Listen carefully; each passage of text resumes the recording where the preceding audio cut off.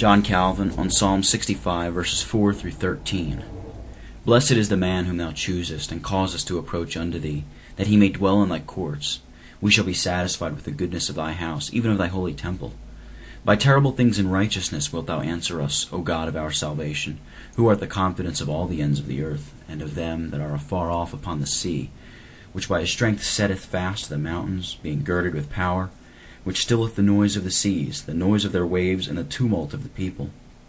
They also that dwell in the uttermost parts are afraid at thy tokens. Thou makest the outgoings of the morning and evening to rejoice. Thou visitest the earth, and waterest it.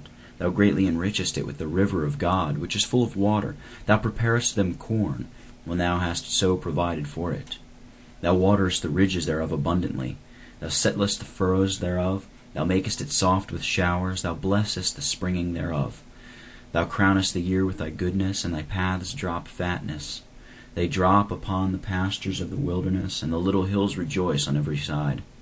The pastures are clothed with flocks. The valleys also are covered over with corn. They shout for joy. They also sing.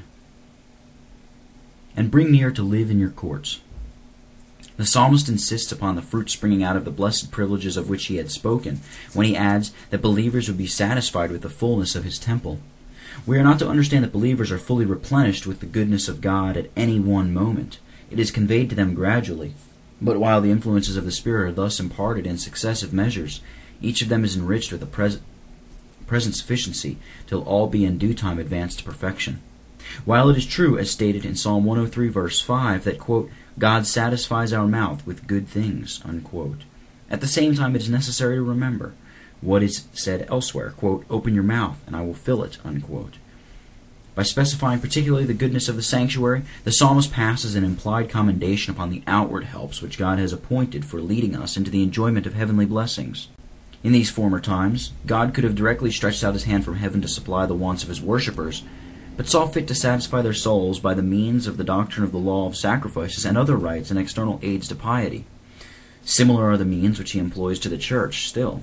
And though we are not to rest in these, neither must we neglect them. You care for the land and water it. You enrich it abundantly. While it is the kindness of God to his own people which is here more particularly celebrated as being better known, we are bound, in whatever part of the world we live, to acknowledge the riches of the divine goodness seen in the earth's fertility and increase. It is not of itself that it brings forth such an inexhaustible variety of fruits, but only in so far as it hath been fitted by God for producing the food of man.